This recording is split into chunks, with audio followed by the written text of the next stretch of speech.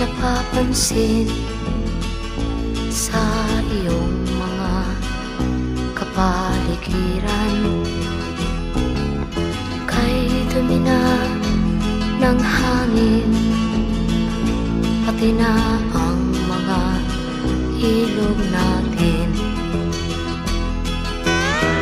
Hindi nga masamang pag-unlad at malayo-layo na rin ang ating narating.